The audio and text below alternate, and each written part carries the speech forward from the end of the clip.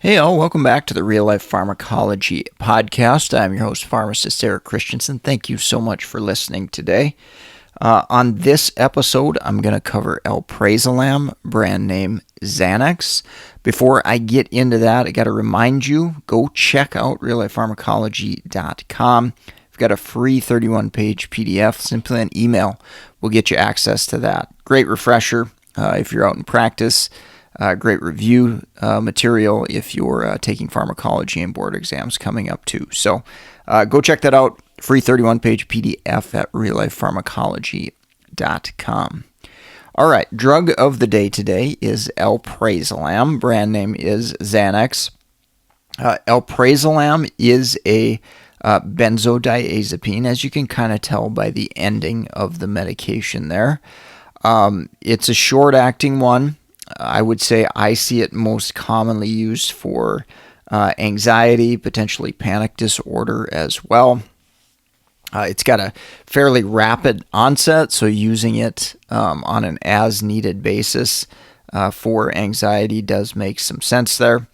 It's definitely effective in the short term, but being a benzodiazepine, we can certainly carry some risk for dependence, withdrawal, and we do have some drug interactions with this as well, which I'll get into coming up here. Mechanistically, how do benzodiazepines work and how does Alprazolam work? It enhances the effect of gamma-aminobutyric acid, which is more commonly referred to as GABA. And specifically, it targets more so the GABA-A receptor. This leads to an increase in the frequency of chloride channel opening, leading to neurons being hyperpolarized. And this decreases CNS or central nervous system excitability. This gives it its sedative and anxiolytic type properties. Alprazolam, note it does not directly activate GABA receptors, but actually helps potentiate the inhibitory effect of your body's own GABA. So that's really how this medication works. From a dosing standpoint, the most common dosages I see used are kind of in that 0.25 to 0.5 milligram range. I have seen cases upwards of 1 milligram or maybe even a little bit higher at times. Usually these are younger patients with chronic severe anxiety followed by psychiatry when I've seen those cases like that. It is shorter acting, so if somebody is prescribing it chronically, it's going to probably have to be dosed multiple times per day because of that shorter half-life. Important thing I wanted to talk about with dosing is tapering. So hopefully if you're prescribing or using these medications, ideally we don't really want them to be on board chronically. There's risk of dependence and withdrawal and all that sort of stuff. So you definitely should have a plan to taper if patients have been on them chronically. Usually in the neighborhood of a month or two. If they've been getting them chronically, you're probably going to want a taper plan to get them off if you're trying to get them off. And usually that reduction is in the neighborhood of 20 to 25% every 1 to 2 weeks.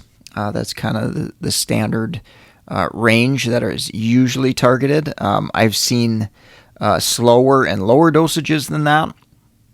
Also kind of depends upon what they're taking and what makes sense that way as well. So kind of the classic example, if you've got somebody on, let's say, a fairly low dose of 0.5 milligrams twice daily, so 25%, you would reduce one of the doses to 0.25 milligrams, okay?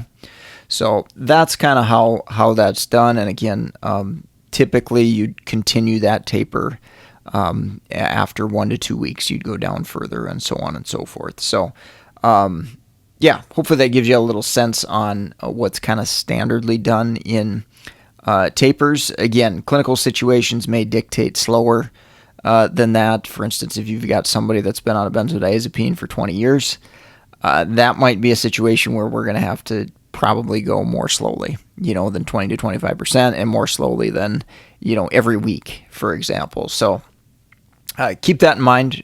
Judge that clinically, and obviously work with patients in developing that plan as well. Pharmacokinetics wise, I alluded to this a little bit. It's got a relatively shorter half-life, upwards of 11 hours. This can be exaggerated and higher in elderly patients potentially. The onset of action is pretty quick, with peaks hitting in the 1 to 2 hour range for many patients. So again, pretty quick onset. Definitely have seen this used on an as-needed basis. If we use it as needed, hopefully the patient doesn't need it very often, or there's very infrequent use. Because this is a controlled substance, we want to pay attention to those refills, how frequently a patient is asking for this medication and for new prescriptions. Definitely important to keep tabs on that to make sure that we're not running into an abuse type situation. All right, adverse effect profile. Alcohol in a pill is the easiest way I remember some of the adverse effects. It is a CNS depressant, so sedation, dizziness, impaired coordination, cognitive slowing, generalized fatigue, psychomotor impairment can increase the risk of falls. We can have complications with driving, obviously.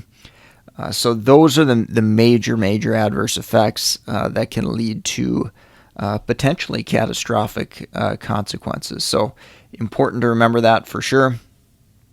Rarely there are what are called paradoxical effects, such as agitation potentially caused by disinhibition. So, kind of those social norms, those type of things, kind of similar to alcohol, where, a patient normally wouldn't do that without the aid of alcohol, but, similar to alcohol, benzodiazepines kind of may remove some of those internal social barriers that a patient might have. So keep tabs on that. And then, of course, the risk for tolerance, dependence, and withdrawal symptoms as we take this medication more and more. One important medication to note with the use of benzodiazepines and alprazolam is flumazenil.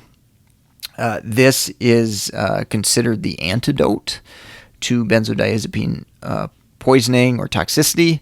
However, its use is controversial.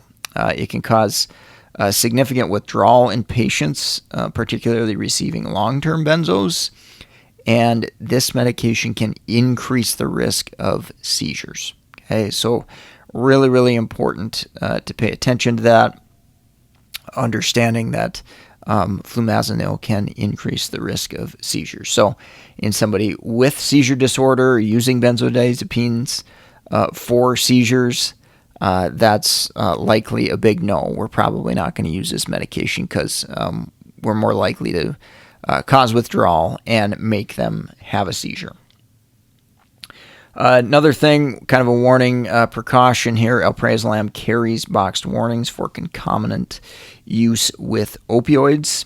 So that can lead to significant sedation and respiratory depression, ultimately leading to coma and death. So really important to pay attention to opioid use and benzo use in combination. Also note, abrupt discontinuation can obviously lead to withdrawal symptoms, increase in anxiety, insomnia, tremors, potentially seizures, and delirium in severe cases. Caution is required, certainly, if you've got a patient with substance use history. Let's say they've had trouble with opioids in the past and getting off of them. Benzodiazepines are going to potentially run into that risk as well. So got to be really careful about using a medication like alprazolam in that patient population.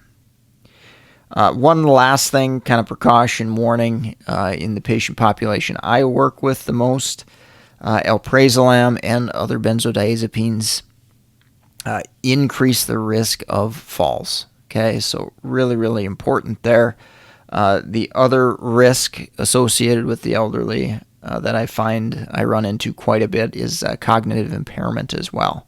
So, patients with dementia, borderline dementia, giving them a benzodiazepine could definitely exacerbate this problem. All right, let's take a quick break from our sponsor and we'll wrap up with drug interactions. If you're in the market for any pharmacist board certification study material like BCPS, ambulatory care, geriatrics, BCMTMS, or the NAPLEX exam, we've helped thousands of pharmacists and pharmacy students pass their board exam, and we can absolutely help you too. Go check out all these links at meded101.com/store. In addition, if you're a nurse, med student, other healthcare professional, we've got books on drug interactions, food medication interactions, case studies, polypharmacy, all sorts of good stuff. Go check all those links out at meded101.com/store. All right, finishing up with drug interactions. If you go look up Alprazolam, there are a lot of them listed, and one of the big reasons is CYP3A4. So it is broken down by CYP3A4. So naturally, any drugs that interact or cause a problem with CYP3A4 are going to potentially alter concentrations of Alprazolam. So CYP3A4 inhibitors, particularly the stronger ones, some of the azole antifungals like itraconazole or ketoconazole, clarithromycin, ritonavir, drugs that inhibit CYP3A4 can raise the concentrations of Alprazolam and obviously increase the risk for toxicity. Another one you might not think of is grapefruit juice, where it's technically not a medication or anything, but if you have patients that have intake of this, that can also inhibit CYP3A4 and increase Alprazolam concentrations. On the flip side, if we've got inducers like carbamazepine, phenytoin, rifampin, these have action on CYP3A4, but they induce the enzyme. They cause it to work faster. And when that enzyme's working faster, we break down Alprazolam more quickly. And when we do that, concentrations get lower. So there's the potential for reduced effectiveness in that situation. Last one I will mention that is important to pay attention to is the additive CNS depression drug interactions. So when we combine alcohol, when we combine opioids, when we combine Z drugs like zolpidem, sleep medications like trazodone, maybe mirtazapine, older antihistamines like diphenhydramine, doxylamine, antipsychotics, other sedative agents, these can have that additive type effect and increase the risk for sedation, falls, and potential signs of toxicity with regards to benzodiazepine side effects. So pay attention to that. Really, really important to note the additive CNS depressant effects from adding Alprazolam on top of other sedating medications. All right, well, I think that's going to wrap up the podcast for today. Do me a huge favor, leave a rating, review on iTunes or wherever you're listening. I greatly appreciate that.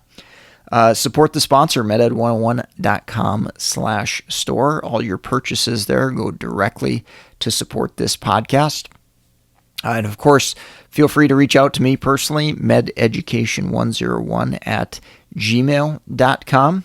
If you've got any comments, questions, suggestions, I definitely do my best to try to read all those emails and listen to those for sure. So you guys have had some great ideas over the years for sure. So thanks so much for doing that. If you want to connect with me on LinkedIn, you can do that as well. Eric Christensen, PharmD, BCPS, BCGP. As for today, I'm going to let you go. Thank you so much. Take care and have a great rest of your day.